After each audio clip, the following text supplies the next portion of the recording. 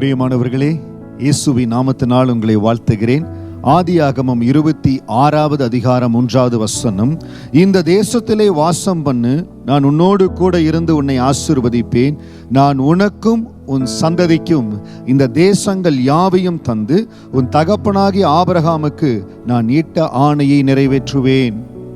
ஆண்டவர் ஈசாக்குக்கு சொல்லுகிறார், இந்த தேசத்துல வாசம் பண்ணு, நான் உன்னோடு கூட இருந்து ஆசீர்வதிப்பேன். ஈசாக்கே, நீ எந்த இடத்துக்கு போகலான்னு கடந்து போற, எகிப்துக்கு போலான்னு கடந்து போற, அங்க ஆசீர்வாதம் இருக்கும் என்று நீ நினைத்து கடந்து போற. ஆனால் ஆசீர்வதிக்கிற தெய்வம் நான் சொல்லுகிற இடத்துல இரு. இன்னைக்கு எத்தனையோ இடத்துல தேவனை ஆசீர்வதிப்பாரா என்று பல வாய்ப்புகளை தேடி, பல நபர்களை தேடி ஓடிக்கொண்டே இருக்கிறீங்க.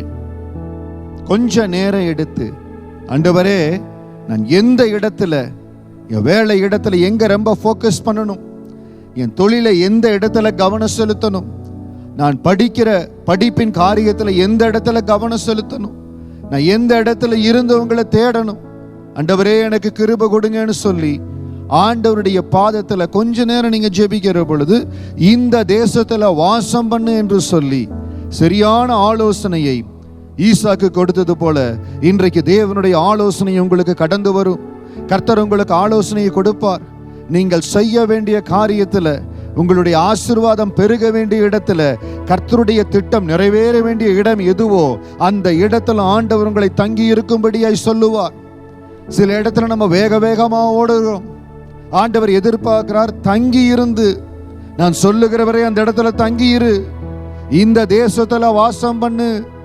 ஈசாக்கே, நீ எந்த இடத்துல ஆசீர்வாதம் இருக்குன்னு ஓடாத. எந்த இடத்துல இருந்தாலும் உன்னை ஆசீர்வதிக்கிற தெய்வம் நான். இன்னைக்கு நீங்க எந்த சூழ்நிலையில் இந்த வார்த்தையை கேட்டுக்கொண்டிருந்தாலோ, கர்த்தருடைய ஆசீர்வாதம் உங்களுக்கு ஆதியாகமம் 26:3 வசனத்தின்படி நான் உன்னோடு கூட இருந்து உன்னை ஆசீர்வதிப்பேன்னு சொல்லுகிறார்.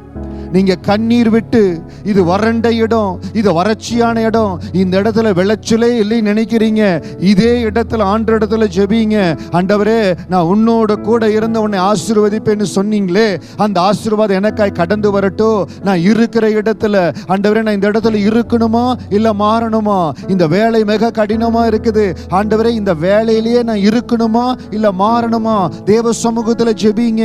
உங்க இருதயத்துல சமாதானத்துக்கு ஏதுவா ஒரு முடிவு ஆண்டவர் கொடுப்பார். ஒரு வேலையை மாற்ற சொன்னா அதற்கு ஏற்றபடி ஆண்டவர் சொல்லுகிறதை கேட்டு மாற்றுங்க. இல்ல இருக்கிற இடத்திலேயே இரு, இந்த தேசத்துல வாசம்னு சொன்னால் அதே இடத்தில் இருங்க, கர்த்தர் உங்களை உயர்த்துவார். ஆண்டவருடைய வார்த்தைக்கு கீழ்ப்படிந்து அவர் எந்த இடத்துல இருக்க சொல்லுகிறாரோ, எந்த இடத்திலிருந்து உங்க ஊழியத்தை ஸ்தாபிக்க சொல்லுகிறாரோ, எந்த இடத்திலிருந்து கர்த்தருடைய திட்டத்தை நிறைவேற்ற சொல்லுகிறாரோ அதற்கு உங்களை ஒப்பு கொடுங்க. ஆதியாகமம் 26:3 அதே ஆசீர்வாதம் உங்க மேல கடந்து வரும். எந்த இடத்துல ஆண்டவர் உங்களை இருக்க சொல்லுகிறாரோ, எந்த ஸ்தலத்துல இருக்க சொல்லுகிறாரோ, எந்த தேசத்துல இருன்னு சொல்றாரோ, தயவு செய்து நான் இந்த இடத்துல இருக்க மாட்டேன், எனக்கு பிடிக்கல, நான் கடந்து போறேன்னு போகாதீங்க.